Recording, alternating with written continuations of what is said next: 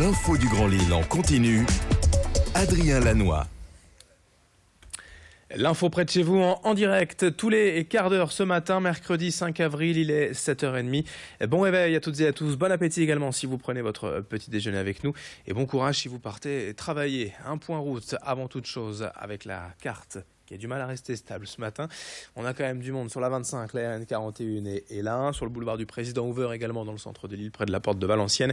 Quelques ralentissements tout de même ce matin, on refait le point dans 8 minutes juste après ce journal.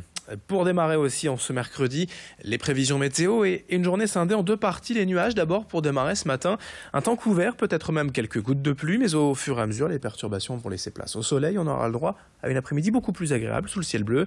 Les températures, elles sont en baisse avec 14 degrés pour les maxis et un vent de nord plutôt frais qui devrait se faire sentir. On en reparle avec les prévisions complètes de Météo Service juste après ce journal. Dans l'actualité du Grand Lille, tout de suite, la mobilisation des commerçants lillois hier après-midi contre le fameux plan de circulation mis en place en septembre dernier. Il continue d'engendrer la colère des professionnels du centre-ville et plus largement, c'est le manque de considération de la mairie qui exaspère les commerçants. Selon eux, la ville les méprise en ne prenant pas en compte leurs demandes ni leurs besoins. Alors certes, quelques points de discorde ont tout de même été modifiés, voire même ajournés vendredi lors du dernier conseil municipal. Finalement, il n'y aura donc pas pour l'instant de déplacement du marché de la place du Concert, pas de piétonisation de la place du Lion d'Or qui aurait selon les commerçants coupé le Vieux-Lille en deux et pas de mise à deux fois une voie du boulevard Carnot. Tout cela n'est pas assez tout de même pour l'Union commerciale Cœur de Lille qui veut plus de dialogue surtout avec la mairie, comme l'expliquait Hélène Natier, présidente de cette association au micro de Vincent Vieillard. On a vraiment une baisse de fréquentation et il y a vraiment des boutiques qui vont mal au point qu'il y a des boutiques qui ferment, surtout les indépendants qui sont plus fragiles que les autres. On a des gens qui sont en difficulté financière donc parce qu'ils n'arrivent plus à payer leur loyer, leurs URSSAF, leur TVA. Il y a des licenciements et les boutiques, on sait comment ça fonctionne. Un paysage de boutique, c'est comme un bouquet. C'est pour ça qu'on a préparé un bouquet qu'on va offrir à Madame le maire à la fin de la conférence de presse, qui représente les 107 adhérents. Plus vous avez de fleurs dans un bouquet, plus il est beau. Et si ça commence à périr progressivement, ça va devenir de plus en plus difficile pour les uns et les autres. À ce propos, notre question du jour, CNews Matin, Grand Lille TV, avec la mise en place de ce nouveau plan de déplacement à Lille. Faites-vous un peu moins vos achats dans le centre-ville historique? Vos réponses sur grandlille.tv ou nos applications mobiles. Autre image, dans l'actualité aujourd'hui, à 4 jours de la 115e édition de Paris-Roubaix ce dimanche, on vous présente l'un des visages essentiels de l'organisation, pourtant inconnu du public. Avec des centaines de voitures suiveuses durant les 257 km, les petits accidents sont fréquents et il faut pouvoir vite intervenir pour sécuriser le parcours et évacuer si besoin les véhicules accidentés. Depuis 10 ans, le dépanneur officiel de Paris-Roubaix, c'est lui et Dominique Duret, installé à Lys-les-Lanois. À chaque fois, il vit un dimanche empreint de stress, mais aussi très fort en émotion. C'est lui qui fait face, toujours prêt à intervenir, face à tous les dangers pouvant mettre à mal la course. C'est l'un des anges de l'enfer du Nord. Xavier Sillet l'a rencontré pour Grand Lille TV. Je vous propose de l'écouter. En fait, je suis le dernier coureur. Je suis placé en course. Je suis placé derrière la voiture balai. Et on a Radio Tour qui nous informe déjà de ce qui pourrait éventuellement se passer, les passages dangereux, éventuellement les divers accidents qui se sont produits. Et ensuite, on est prévenu, on a une radio interne en fait, qui nous prévient des interventions à faire, où on voit au dernier moment, on attend de voir ce qui arrive en fait. On ne doit rien laisser, il n'y a personne derrière moi. Voilà. Il n'y a pas de voiture derrière moi. Au moins on met de temps, au mieux ça va. C'est-à-dire qu'il faut compter, si on doit faire un simple chargement, il faut avoir une dizaine de minutes. Bon, après pour le reste, si l'intervention est trop longue, on ne prend plus de risques et on ne rattrapera pas la course. C'est tout, on prend l'itinéraire course, mais on ne la rattrapera pas.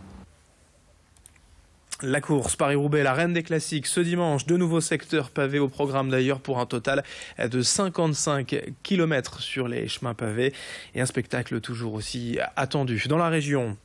En bref, dans l'actualité, selon le Canard enchaîné, le parquet de Lille aurait ouvert une enquête pour des soupçons d'emploi fictif au sein du groupe Front National au Conseil régional du Nord-Pas-de-Calais entre 2010 et 2015. Directement en cause, la présidente du groupe, Marine Le Pen, qui aurait, selon les juges, je cite le Canard enchaîné, préparé la campagne présidentielle de 2012 depuis le Conseil régional en utilisant les moyens humains et matériels de la collectivité. Et David Racheline, actuel directeur de campagne de la candidate FN, serait également visé par cette enquête. l'enquête. Autre info en bref, la garde à vue du président de la MEL, Damien Castelin, a été prolongée hier. Pour rappel, il est entendu avec 4 autres personnes, dont l'ancien maire de Comines, Henri Ségard, dans le cadre de l'enquête sur l'attribution du marché public du chantier du stade Pierre-Mauroy au groupe Eiffage. Cette audition pourrait aboutir à une mise en examen. Enfin, l'entreprise roubaisienne Sealand, leader des éditeurs français pour le commerce, organise un after-work recrutement ce soir à Roubaix. 30 CDI à pourvoir à des postes de développeurs, techniciens, analystes d'exploitation ou encore chefs de projet, de 18h à 21h ce soir à la maison Alfred de Roubaix. Dans le reste de cette édition, ces images d'un concert de l'ONL ce soir et demain à Lille et vendredi à Valenciennes. L'orchestre régional présente à l'approche de Pâques une œuvre très populaire, le Messie de Handel. Un concert tout de même un peu particulier, chanté en allemand avec un chef néerlandais et le chœur de la radio flamande. Tout cela accompagné par les musiciens français. L'œuvre est une réinterprétation du classique d'Handel par Mozart et raconte donc la vie et la mission de Jésus sur terre. Bien souvent, le Messie n'est joué qu'en partie, la première surtout, qui se termine par l'Alléluia. Mais là, les 3 sections de l'opéra vont être jouées pour un peu plus de 2 heures de spectacle. Présentation avec ce chef néerlandais au micro de Louis Caillé. Ce qui est intéressant, c'est qu'on interprète une pièce anglaise en allemand avec un orchestre français. Le chœur parle néerlandais et je suis moi-même hollandais. Et même si l'on parle plusieurs langues, eh bien, on arrive parfaitement à se comprendre. Du fait de toutes ces spécificités, je pense que c'est le premier orchestre baroque du monde. Le courant passe bien entre nous, ils se comprennent et cernent très rapidement la musique. Et c'est la 2e fois que je viens à Lille et à chaque fois, c'est une véritable fête d'être ici.